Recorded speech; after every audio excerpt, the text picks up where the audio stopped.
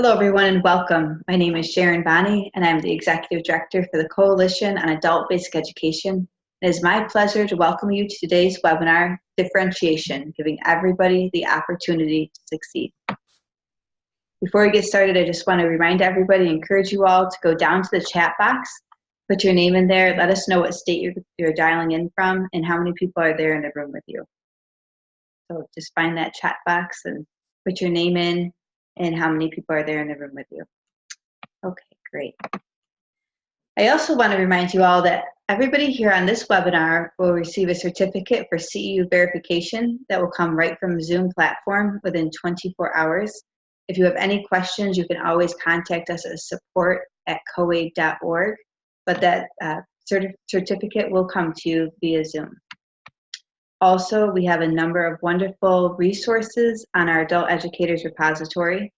And as well, all of the information that's shared here will be stored there as well. And you can access that as a free benefit for being a COABE member. On a totally different note, but one that we're really excited about, our National Public Awareness Campaign has now reached more than 80,000 contacts. So we've had over 80,000 contacts with legislators since we launched this back in April 2017. So we want to encourage everybody to go to educateandelevate.org and take action to contact your legislators to let them know that adult education is really important. As well, we'd like you to mark your calendars for the COABE National Conference, March 31st or April 3rd. We will be putting out a grant application so that anybody that's interested in applying for a mini grant can do so. But due to your membership in COABE, you are able to register for the conference at a discounted rate, regardless of whether you receive the mini grant or not. At that conference, we'll have more than 30 strands, lots of new strands coming up, and including an ambassador training that we'll have there as well. So we're here today due to our Research to Practice initiative. And as part of this Research to Practice initiative, we have a webinar or two each month. And this webinar is going to focus on how to motivate student learners. This webinar is brought to you thanks to partnership with Burlington English, and we have here with us today Robert Breitbart of Burlington English. I'm going to turn this over to you, Robert. Hi, thanks so much, and greetings to everyone out there. You're in for a real treat today.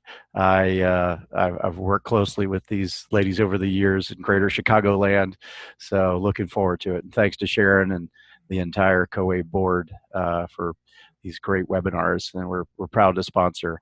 As a former local director and longtime ESL and GD teacher, I know I've gained a lot from our participation. It's nice to sit back and learn. I really like the different topics that we've had, particularly things such as differentiation and motivating students, and these and other things can definitely be found in our very WIOA-focused multi-level courses that we offer in Burlington English. Burlington English, of course, provides everything needed for not only lab and distance work, but also into the classroom, everything teachers would need, from projectable lessons and worksheets on demand. For our topic of differentiation, it's really neat to know that as someone who taught multi-level classes, that I could do the best as myself as an instructor, and then Burlington comes in with the differentiation for beginners, intermediate, advanced, including our new basics program that we put out this year. And again, I can meet the students exactly where their need is. So for instance, with our WIOA focus of job applications, I can have my, say, high beginning students see a much more simplified version, and then I can even have a class at mixed levels, and Burlington comes in even at the advanced level and provides them the vocabulary specific for their level, the content that's appropriate for them, and bringing them that differentiation. So with that, we'd love for you to find out more. So visit us on the web, burlingtonenglish.com/contact. And with that, I'll turn it over to my great friend, the lady who never gets enough credit for what she does, Sharon Bonney. Fantastic. Thanks so much. Thank you so much, Robert. And I just want to say that this webinar is made possible because of Burlington English. Everybody that's on here as a member of COABE, it's free to you thanks to the sponsorship provided by Burlington English. They've been a longtime partner. And in fact, the very first webinar we ever did with sponsorship was provided by Burlington English. So that was a few years back, and they've been a wonderful sponsor and partner ever since. Thanks so much. Yes, thank you, Robert. So I'm going to share my screen here. 1 second here. And I'm going to introduce some wonderful ladies here. Hopefully you all can see that. So first of all, we have Tara Schwab. She is an adjunct professor at the community college, and she's been in the field of education for over 15 years. So that's our first presenter. Then we also have with us here today, Heather Martin. She's been in education for over 10 years, and during that time has taught in both public school and adult and in university settings. So these ladies are our expert presenters, and they are joining us here today to share with you this webinar. So I'm going to now turn this over to Tara and Heather. Thank you so much. Thank you very much, Sharon. Thanks for having us. So before we get started, I just want to let everyone know if you have any questions throughout the presentation, please feel free to put them in the Q&A. And at the end of the presentation, we will loop back through there and make sure we get to as many questions as we have time for. So I'm going to, sorry, Tara and I are kind of technological newbies at this. So we are going to, are we using my screen? Here we go. We are. All righty. Well, to get started, and if it's okay with everyone, we wanted to come on and introduce ourselves, but we are going to go ahead and take the video off. Some presenters choose to stay on, some choose to stay off, but we think that the focus we kind of wanted on our screens and the slides, so we're going to go ahead and stop the video right now, but we're still here, same office. So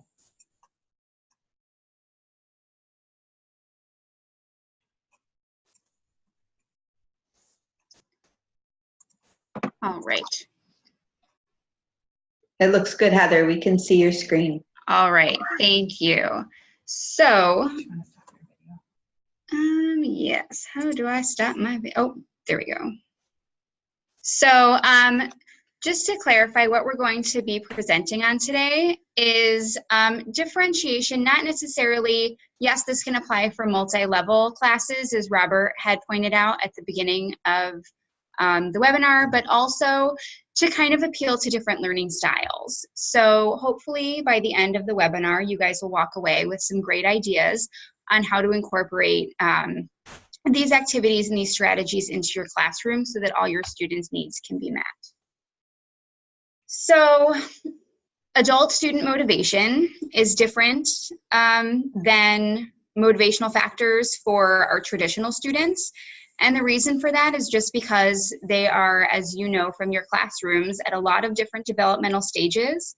They have many different life circumstances, and the nature of the education in their professional lives is much different. We're going to run down a brief summary of different motivational factors of adult students. And I just wanted to note that while the research is validated, it was conducted in a non-credit continuing education setting. So those students are typically a little bit different than ours, but it's still, you'll see a lot of the crossover in the motivational factors. So we have three main different kind of categories that our students fall into motivationally. They're either goal-oriented, activity-oriented, or learning-oriented. So our goal-oriented students want to improve their communication skills, further their education or training for a specific purpose. They want to advance or maintain their careers. They want to enhance the quality of life for themselves and or their families. So I'm sure a lot of you are thinking, obviously so many of our students fall into this category, whether they are improving their English language skills or working towards their high school equivalency exams. We see a lot of that goal orientation. Additionally, we wanted to take a moment to ask, as we have this screen up, take a look at the goal-oriented, activity-oriented, and learning-oriented slides. And we wanted to take a minute to open it up to a bit of discussion. Do any of these remind you of particular students that you have, or of situations that our learners may fall into? And you can go ahead and put your answer in the chat.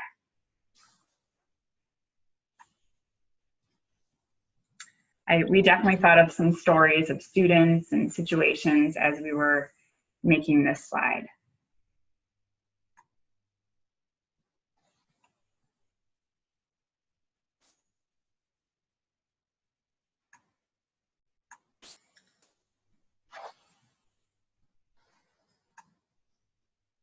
Oh, we have some people that can't see learning oriented. I'm not quite sure how to fix that, but learning oriented says they want to learn for the sake of learning. All my students are goal oriented. Yes, social contact we have. Someone said social contact. Some of my 60 and over students fall into the activity oriented category. Absolutely, I agree. Yeah, so a lot of you are kind of backing up what we said about the goal-oriented, but on top of that, someone said, I stress learning for the sake of learning. And that's really important because I know Tara and I feel that part of our job as an adult ed instructor is not only to get these students towards their goal that's motivating them, but also to prepare them for any future endeavors, whether they go on to take credit courses or just have to do things within their field, professional development, and things like that. So obviously stressing the learning for the sake of learning is definitely not only important in class, but an important life skill for our students. And yes, we have a lot of people saying that their students also come for the social aspect. I think especially our students with maybe different language backgrounds, they want that social contact, you know, to kind of work on their language skills. So thank you for all of your responses. So to kind of bring all this in together, we have our learning styles, which we know there are a lot of different ways we can categorize learning styles. We can look at multiple intelligences, etc. But we're focusing on these three, which for those of you that are calling in and not looking at your computers potentially are visual, which we know our students use visual objects such as graphs, information charts, whatever, and they tend to remember things that are written down. We have our auditory learners who retain information through hearing and speaking and like to be told what to do, and then they like to repeat and summarize. And our kinesthetic learners who like to use hands-on approaches and would rather demonstrate something than explain it. As we move into the next slide, you know, with all these different categories, the motivational factors, the three learning styles above, the Gardner's multiple intelligences that many of us have studied, you know, why do we focus on these three learning styles? And we have some information in this next slide. And again, for those of you that may be calling in, we have on this slide that the Department of Educational Research at the University of Lancaster states that respect for diverse learning styles is one of the components that bolster student engagement. So all of these categories are very important for us to focus on, but we want to focus on these three key learning styles as a way to diversify our instruction and our classroom activities to be able to meet the most students that we can, where their needs are.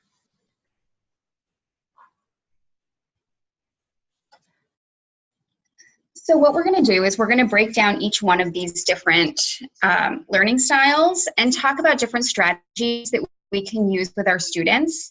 A lot of them you'll see will also tie into a lot of the WIOA and math literacy that is shaking up some of our curricula. So, oh, sorry, we have some concerns about people hearing us. We will do our best to clarify that. So anyway, strategies for visual learners. Provide color pens and highlighters just so that students can kind of see the difference, different categories, things like that in their notes. Provide images whenever possible. Use graphic organizers when possible. Supplement information with charts and graphs. Allow students to draw pictures in their notes. Allow reflection time after lectures and readings for visualization. Show videos when possible, and post information such as a word wall where students can see it. So some of the things that I like to do, I have a picture on here that is a great activity that I recently was introduced to and actually have not yet had a chance to incorporate into my instruction. But what this is this is a Post-it bar graph, and you can really use it for anything. When Tara and I were kind of talking about this presentation, we thought of all the ways we can incorporate it into our language arts class and our ESL classes. And one thing we came up with was perhaps using it to make predictions in a story that the students are reading in class. So you can come up with different options, and then whoever has each option is given a different color Post-it, and then the students can go up and put their color Post-it by the option of their choosing. And that's a simple way for the students to see a graphic representation of the breakdown of the class. And in addition to allowing them to visualize the comparison there, you're also incorporating that graphic organizer, that chart, and you are incorporating some math literacy there, which obviously meets a lot of the new requirements we're seeing. So that, is a whole lot of birds with one stone. Additionally, another strategy I use is when I am doing story structure. One thing I like to do is a Venn diagram when we're talking about compare and contrast. So I'll introduce my students to a Venn diagram, show them how it works. We'll read a story, and then we'll use the Venn diagram to compare and contrast their characters or whatever happened in the story.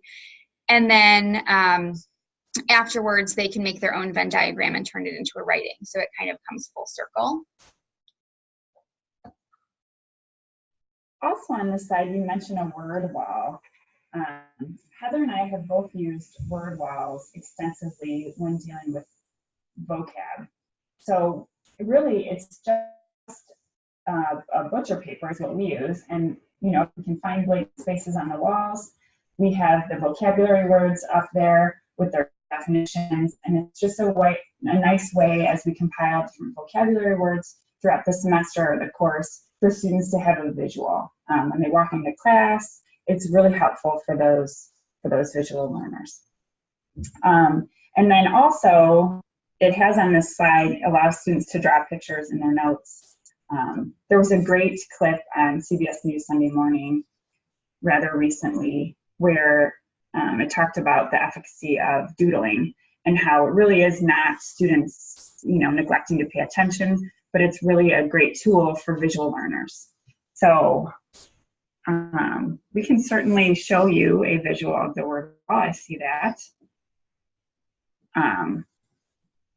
And we will work on the sound as well. While we work on the visual of the word wall, it's basically we just have butcher paper in our room, and sometimes we'll use it for specific vocabulary words. Sometimes we'll use it for content words or words that might come up in a reading that the students did not previously know, and we'll just hang that butcher paper around the room. So here are some strategies for visual learners. Again, we talked about teaching visual learners, but these are strategies for the learners themselves.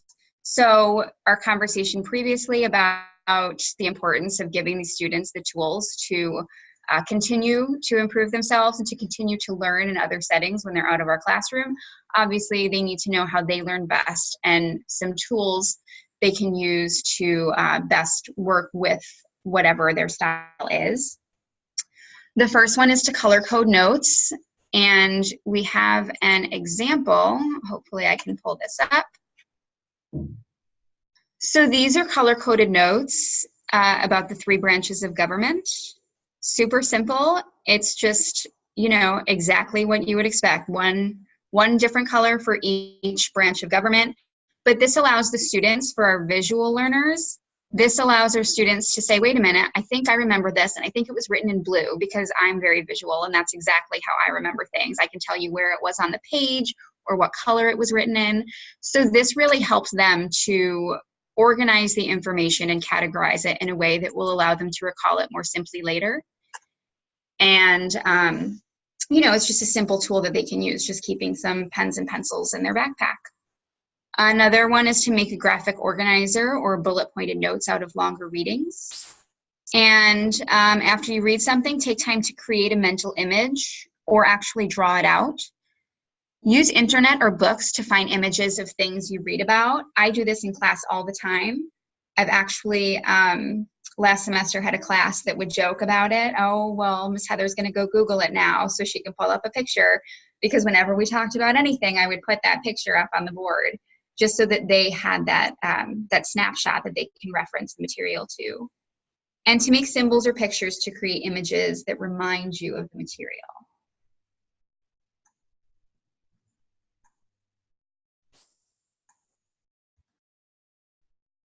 All right. So these are all tools that you can have your students use, and these are things that they can really employ to learn to the best of their ability. Can someone put in the chat, can you hear me better now? Just give me a quick yes or no.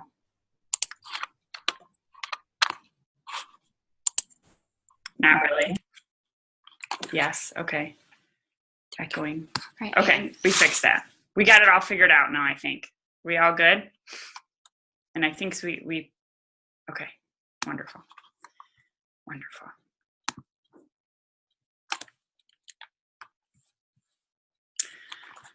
Okay, so now what we did is we put in here some resources that we can use for our students through the classroom. They can use it both in and out of the classroom. So we wanted to take a look at a few of these. These are free resources. The first one is Quizlet. So Quizlet is a free site that we've used a lot for civics, the study of civics. There's a lot of definitions involved. And Heather's gonna put on our screen right now some of the Quizlet studies that you can just type in. There's hundreds of them.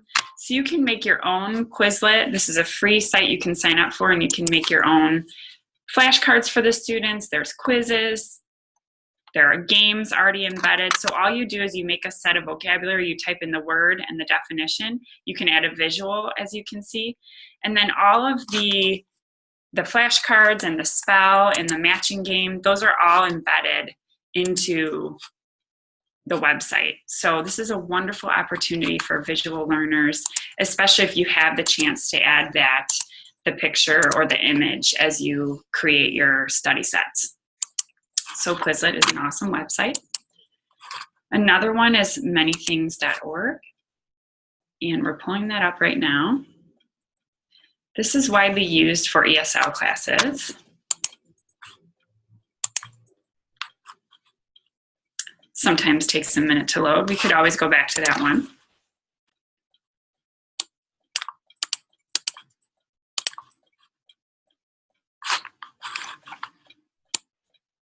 It's coming. Okay, we'll go back to that one. Another website that we suggest for visual learners is through YouTube. So we can't see on your screen. It looks like it's just kind of a blank screen. Oh, there we go. Okay, resources for visual learners. We can see that. Okay. And we wanted to take a look at a couple of these. Mm-hmm. But we will go back to that just because sometimes the internet is a little bit slow here. So we're going to go back to that. But you got to see the Quizlet, correct? I did not, but maybe others on did. Okay, now on the screen, can you see the manythings.org? Yes. Fabulous. Okay, hopefully the rest of the people saw Quizlet, but you can employ Quizlet.com, on your own and make study sets, and it's an awesome website, and there's also many available. Right now we have on the screen manythings.org. This is a great resource for ESL students. There are tons of quizzes on here, and the students, some of these things too will be mentioned again because it also pulls in kinesthetic and audio learners as well. But manythings.org is a great free website that you can use for your students. This is in YouTube. If you type in interesting things ESL, there are many, many, many videos that students can benefit from. And something that I recently suggested to a class of ESL students is to do this type of thing on break. You know, depending on what type of learner you are, you could use your smartphone to listen to podcasts, but for the visual learners, you can do something like this, a video. That's a great use of a 20-minute time frame to look at something interesting and learn from it as well.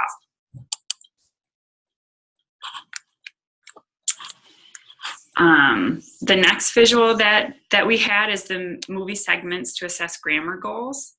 This is a really great resource for focusing on grammar. So you can look around on that, and we have these all as hot links in our presentation. So Heather's just kind of giving you an idea here of what that looks like. And then just a general YouTube, we just wanted to make sure to put that on there just because, you know, it only keeps growing for opportunities and things for our students to see.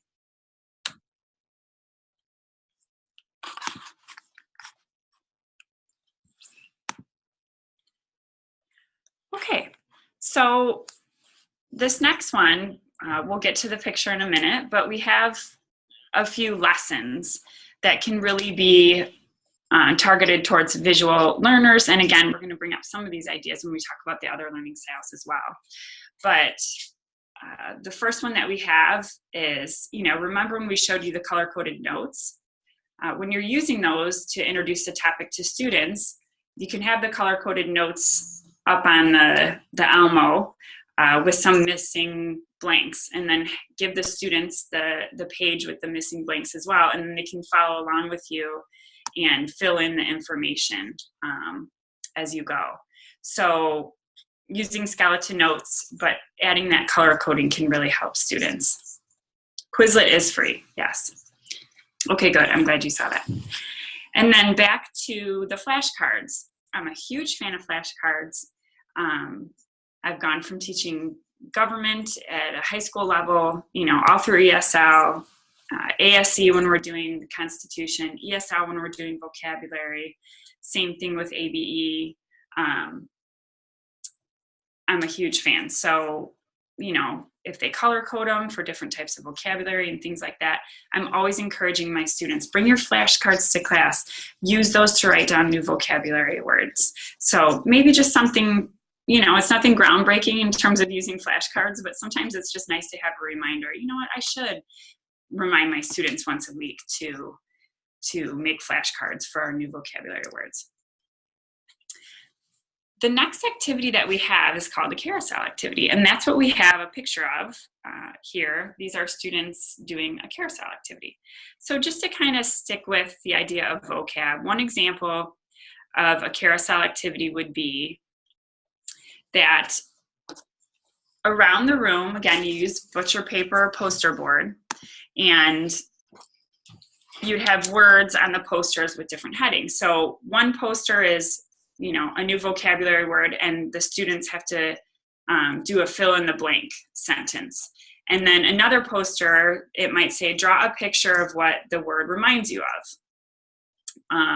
And then on another poster, you might simply have students writing 3 sentences using the vocabulary word. So as they go around the room in small groups, they're at a different poster for, you know, 3 minutes or 5 minutes tops, and then they move on to the next poster. So you have different activities around the room, and you can obviously use this for so many different types of activities. It gets the students up and moving, and then you can leave it there as a nice visual for the students.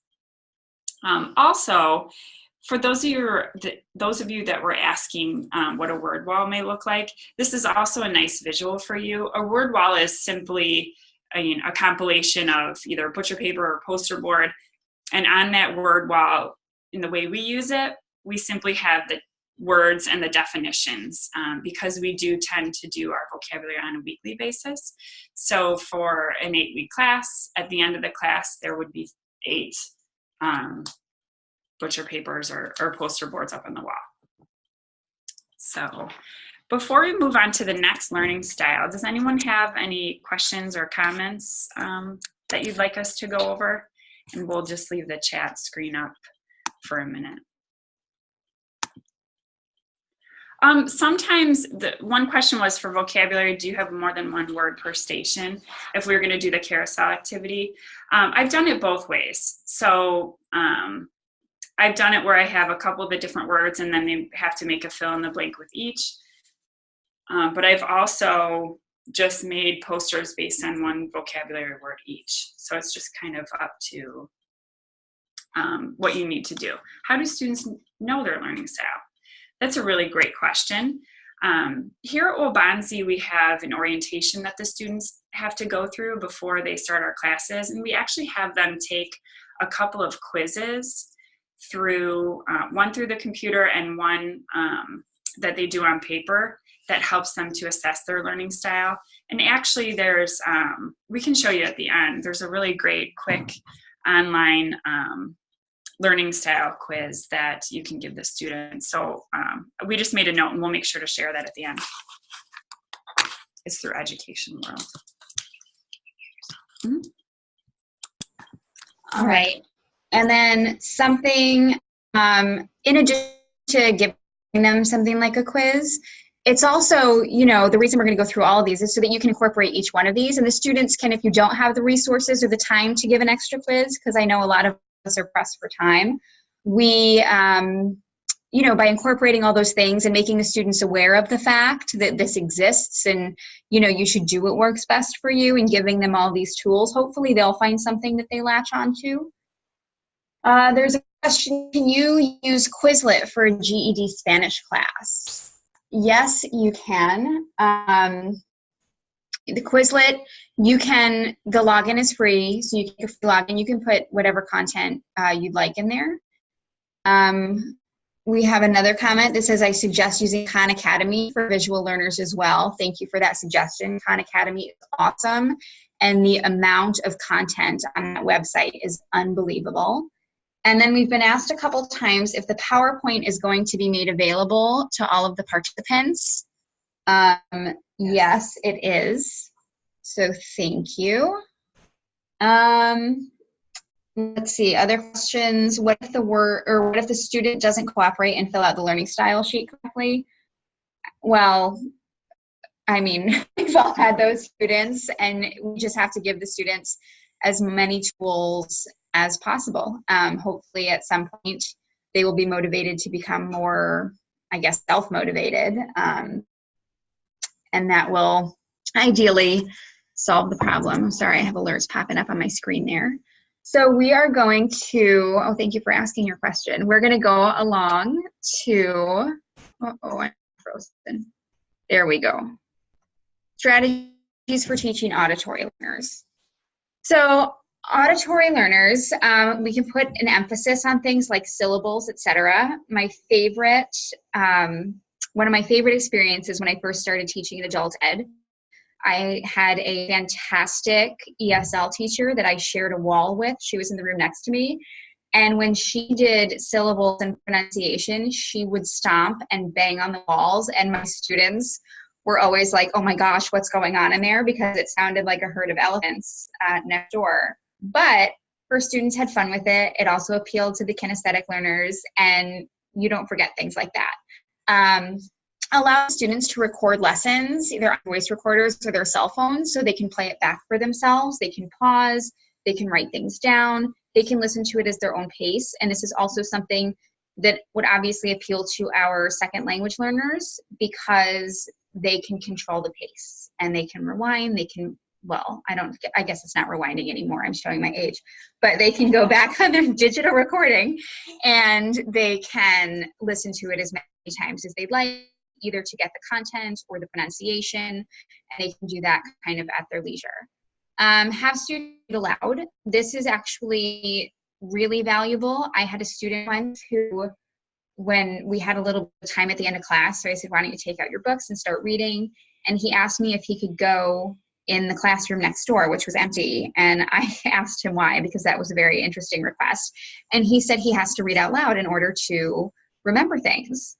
And so what we did was he went and he read aloud, but we kind of worked on going from reading aloud to reading at a whisper and then mouthing the words and kind of working our way to silence. But if that helps for the students, then by all means have them do that. I read aloud usually if I find that I'm not retaining things. Provide students with time to discuss concepts. Not only does this appeal to our auditory learners, that goal orientation, but this appeals to that activity orientation. That's made for social interaction. And it also gives our second language students time to practice their conversation. Repeat important concepts, and then after students read a passage, provide an oral summary of what they've read. And depending on the level of that you're teaching, you may have the students provide an oral summary, or maybe little bits and pieces. So that's just different things that you can do in your classroom, kind of appeal to those different types of learners. And strategies for the learners themselves. Obviously, have them read class material aloud, teach or discuss what you've learned, associate music, rhythms, or rhymes with your material. This is something that I did all the time in my undergraduate days. Many moons ago, I was a music major, and if it was a class where I needed to know the music, I made lyrics up to like classical works. And if it was something where I needed to know the content, then I put it to rhythms. And I don't know, it was just kind of a weird habit I got into to keep myself entertained, but it actually ended up benefiting me quite a bit. Record lectures, lessons, play them back. Make sure if your students do this, they know that they have to request permission, because if they go into another teacher's class, whether it's in the program or moving on to credit courses in a different educational setting or professional setting, obviously they will want to give the lecturer, instructor a heads up and ask, would you mind if I recorded you? Sing your notes. This is something else I'm guilty of. I won't subject you to it, but it's useful. And use text-to-speech reader software or programs. And this is something that you can find on all of your computers and phones. And just to give you a really quick idea of where it is. Oh, no, that's not where it is. If you go to the settings in any computer, whether it's a Mac or a PC, you should have in your accessibility, you should have a narrator application in there. And that will work on your phone, that will work on your computers. It does not matter what the device is, and you don't have to have any special setup for that. It comes as an accessibility tool already embedded in most technology. And then some resources. Again, any text-to-speech resources such as Microsoft Tools and options. And then we have Schoolhouse Rock. And I believe we have, what do we have here on YouTube? This is definitely not what we have here on YouTube. This is a commercial. We have that in a minute. It is, well, we will go back and we can conquer that later. Schoolhouse Rock is really fun. I'm sure those of you that experienced it as a child still remember I'm Just a Bill or Conjunction Junction. And those stick in your head for like 30 years. So I recommend pulling them up. And it's kind of fun. I mean, the students will roll their eyes, but it actually ends up being pretty amusing. And then samples of auditory lessons. Anything like skeleton notes, which I don't believe we have an example of, but it basically, well, it's basically like the, the color-coded notes earlier. So you'll just have blanks for the students to fill in. And not only is this good for our auditory learners, but it also helps our students pick out the important points of lectures and the main ideas. And it gives them the tools they'll need in other academic and professional settings to really highlight those important points and to be able to write down just the specifics that are needed. That's good for several purposes.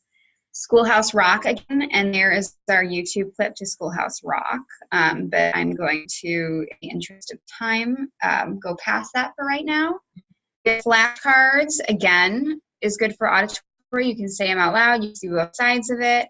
Carousel, and you have a discussion, so you'll see the carousel pop up on all of you have you know, the students are getting up, they're visual, you know, you're putting it on the butch paper on the board, they're discussing it, so it's auditory, and obviously that movement around the room is very kinesthetic. And then read and repeat. And this is useful for our, you know, our ESL students as well as our native English speakers. So I'm going to take a minute and see what questions we have. Oh, I love that you all sing Schoolhouse Rock. That makes me very happy, and it makes me feel slightly less awkward about my excitement. In the chat, Tara put the educationplanner.org was the self-assessment for learning styles. So you'll see that link if you scroll through the chat. And let me see what questions we have. I'm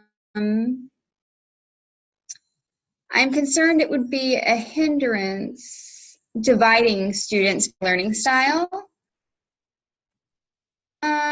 Would it be more helpful to make sure that we're having students grow in all areas of learning, aiding in development, growth mindset? Absolutely. Our plan is definitely not to segregate students by learning style, but just to acclimate them with tools that work for them specifically so that they are ideally more autonomous learners in the future. And also just so that we can make sure that we're varying our instructional methods in a way that, first of all, is meeting the needs of all of our students. But second of all, I don't know about your programs, but we are in class for about 4 hours at night. And so the more variety we have in our classes, the better, because our students are very tired. They've had full days or are going to third shift. And, you know, it's the more variety, the better. The learning styles, we can repost the learning styles quiz, and let's see, I can say that web address out loud right now if you'd like. It was www.educationplanner.org. And if you just Google Education Planner and then Learning Styles Quiz, that will come up. But it was put again in the chat. I just reposted it. It's been reposted. And reversing speech to text is also something that, sorry, there's a question, what about reversing speech to text? That is doable. That also should come embedded in all of your technology. It's pretty easy, again, on a Mac or a PC, you'll find it in that accessibility menu. So if you go to your settings, then you will, whatever the name of the menu is, it'll be ease of access or accessibility or something like that, something along those lines. And it will have both the narrator and speech to text. And I think they also have it directly in Microsoft Word. And I do it on my cell phone all the time when I'm reading. I take notes on my phone. I will just do the little like microphone thing that you can do when you're texting. And I will read my book out loud whenever I come across something important. And then it'll just be in my phone.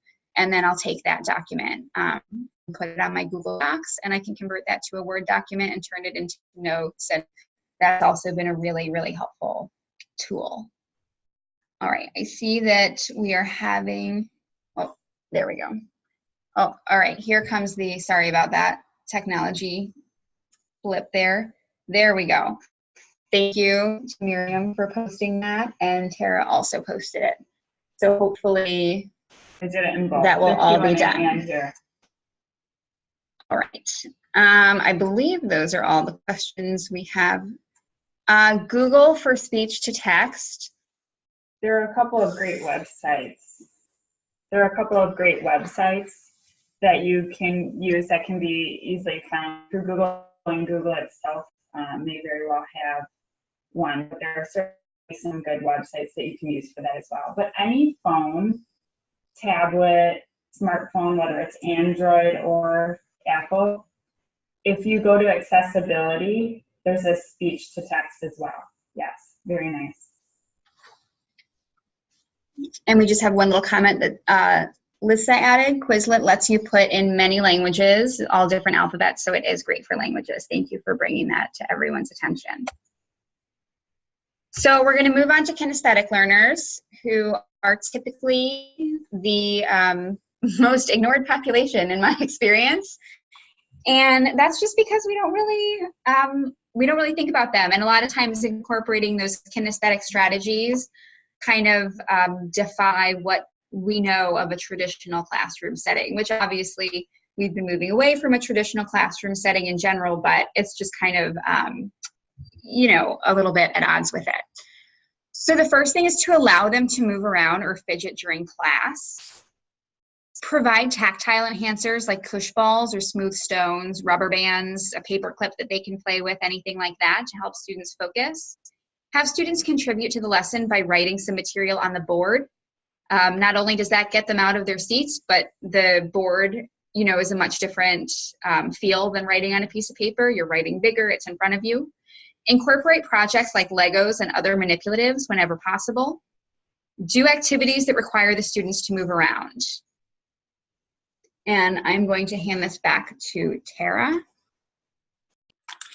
Just a couple of examples of activities that allow or require students to move around. So we've got the old fly swatter activity. So for those of you that are maybe not familiar, that would be you write a bunch of vocabulary words onto a piece of paper and project that, through your transparency, showing my age, or your Elmo.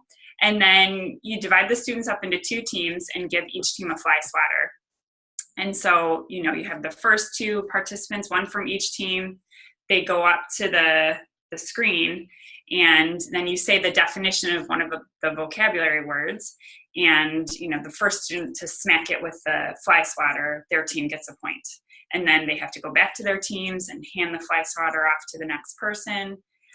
So that's a nice way to allow students to move around. And yes, doing activities outdoors, that's great, good idea. And some locations allow that better than others.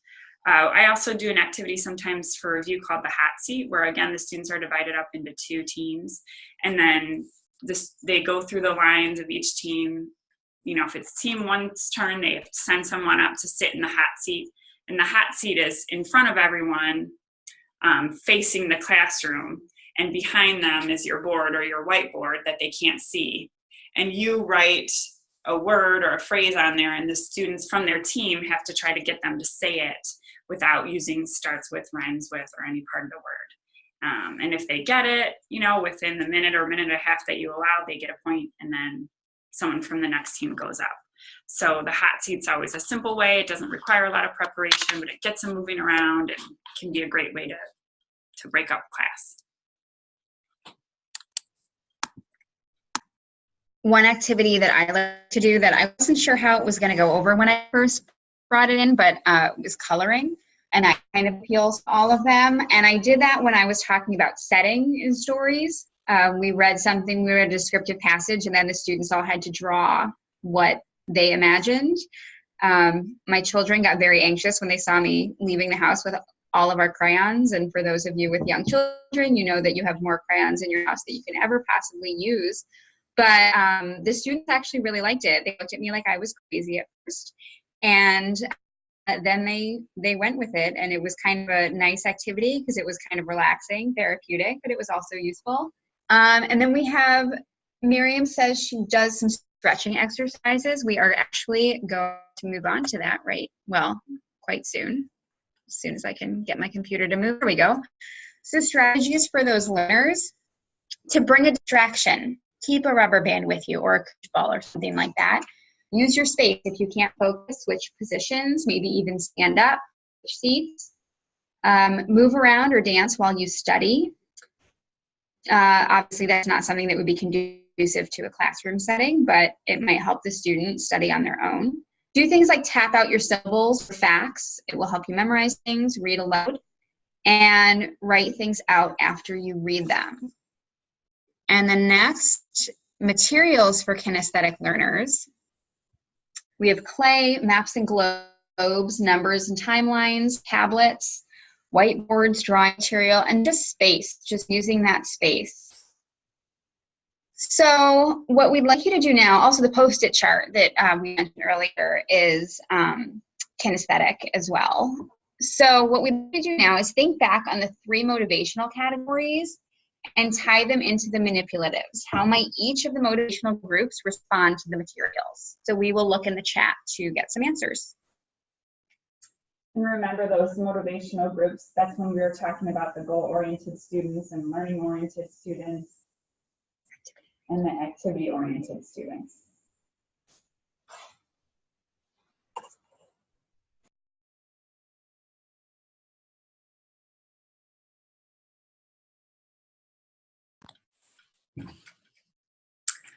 Okay, so let's see what you think about that. Kinesthetic will have that. Yeah, absolutely. Just kind of inherently, the activity-oriented students will be drawn to those kinesthetic tactics. And again, just this kind of goes back to the idea too that, you know, it's not necessarily categorizing and targeting these students only in these learning styles.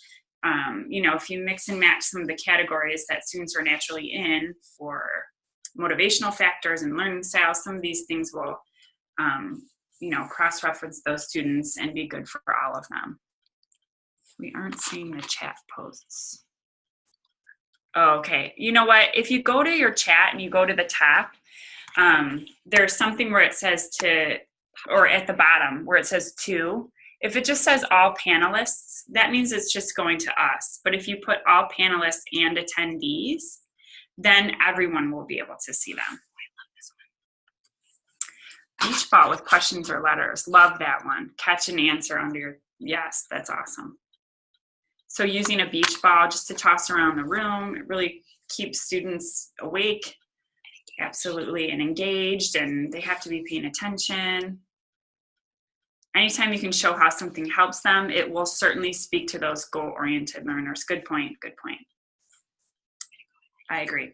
So just in the interest of time, thank you for sharing and stopping for a minute to kind of relate those two with us. But in the interest of time, we're going to go ahead and move ahead to the next slide. So just some sample lessons, just kind of the way we had this organized. We already talked about the skeleton notes. That's also good for kinesthetic learners. And the flashcards and the carousel activity. One thing that we hadn't mentioned is using different corners of the room. So you can divide students up, you know, very simply, agree or disagree on sides of the room. But in different corners of the room, this is a great activity where you can have students actually go and get a visual and show their opinion or their answer to a certain question.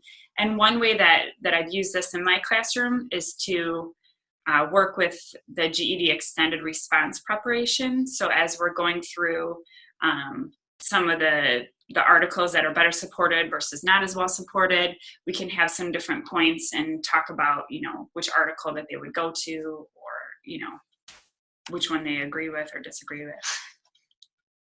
And moving on. Take this? Yes, we're going to go ahead and Okay. So sadly, you're not seeing this in person because I will do yoga when needed. So this goes back to the stretches that somebody had brought up in the chat. So this is verb tense yoga, and I did my best to convey the yoga in your form. But you can put a timeline on the board behind you, and you just have past, present, and future. And so this would be simple present because our instructor, oops, I jumped ahead. Our instructor is standing in the present and not really moving in one direction or the other. Our next would be present perfect. So you can incorporate arms and legs.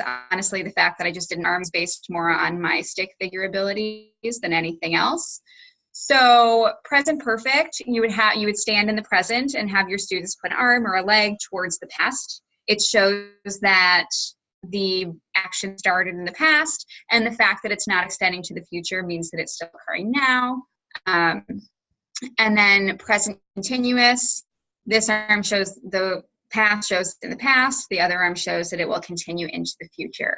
That's just kind of a fun kind of break you can use, and I think verb tenses are something that confuse a lot of our students. We have some resources for all types of learners. I'm going to hand this back to Tara. So the first one that we have listed here is the California Distance Learning Style website. And what this is, we're going to show you one of them, but just in the interest of time, I'll explain the other two really quickly. Yeah, we only have about 5 minutes. This is some leveled readings, and each reading has an audio component where students can read along and listen to it, and then there are some quizzes and such on there. The next one, okay, so Heather went to that really quickly, and you can see each of those categories on the top. Those have lists of readings that the students can click on, and each one that they go to, they can also listen to. And see there at the bottom, they can listen. And there are many quizzes involved as well for each story. So it's an amazing website. Kahoot, that's something that we suggest that that's a free website, and that allows you to do interactive activities with the students. They can be using either a computer or their smart device if they have the app downloaded. Oh, the California Distance Learning Project, they're all different levels, and they're really easy to navigate. And then the next website is aforesl.org. This is an awesome website for ESL students. And one thing that I highly suggest that you look at on there is called the daily page for ESL students. They actually change this every single day. Sorry, that's really small, but it's right. Yeah, if you go to the daily page for ESL students, they actually change that every day with a new quiz and a new listen and repeat. So this is an amazing, to see the daily listen and repeat there, that's an amazing opportunity for the students. It's okay, we don't have to play it. And the last one that we are passionate about is VOA News. This is also a free app. But if you go to VOA News, this is one of those kind of back to something I talked about before. What students could do on their break from work is to use this. So I went on there and I went to Learning English, and each of these articles also comes with an audio component. So the students can listen and read along. So this is a really great use of their time. So it's tactile, audio, and visual. Okay. And Heather wants to come back up. Just to respond to some of the things in the comments, one thing that came up was readworks.org, which we were actually going to pull up when we were talking initially, but we wanted to make sure we got through it. Readworks.org is a phenomenal free resource. It has thousands of leveled reading passages, and they're organized in many different ways, including by strategy. So when I mention my Venn diagram, that's usually where I get my Venn diagram. My readworks.org is I'll look at compare and contrast, print out a level appropriate reading, and have the students do the comparison. Many of them have questions as well, or you don't have to use the questions. They are printable, both the stories and the activities, so you do not have to be online for them. A lot of the websites that we used with the reading resources can be printed with the activities. So those are not necessarily, you don't have to necessarily be interactive with the internet access there. We're talking about We're talking about readworks.org right now. And yeah, you guys are all mentioning a ton of really great resources. Tara is putting readworks.org in there as well. I see there's been some conversation about modifications that would have to be made in a correctional setting. Obviously, yes, that would be different as far as access and space, things like that. The tactile kind of stimulants we were talking about, the materials that you can bring in will be different, but ideally you will be able to adapt some of what we've done. And then just to move ahead really quickly in the interest of time, sorry, activities for all types of learners, book club, discussion, games, carousel, and flashcards, just really quickly. And this you can just read through quickly since you will all have access to this, but this is just what you can do with students that have disabilities or difficulties in specific areas. the one thing I want to stress is just to make sure that you have open conversations with the students. For example, if you have a student with visual impairment, they might want to wear a hat because the glare might bother them, or maybe sunglasses in class is something that you might perceive as being disrespectful might actually be a tool for success for some students. So make sure that you keep that in mind. In the interest of time, I'm going to let you read through those on your own and just check really quickly if we have any questions that were unanswered. Sorry. Hi, ladies. Hi, Sharon. Thank you so much for doing such a great job. Yes, thank Appreciate you. your time. So for everybody here on this webinar, we want to thank you for your time, and we want to let you know that this PowerPoint and any resources that have been mentioned here will be shared in our adult educators repository. And so for all of us here, we just want to thank you, and we will see you on the next webinar. Thank you Thank you so much. Thank you, ladies. Okay, bye, everybody. Bye.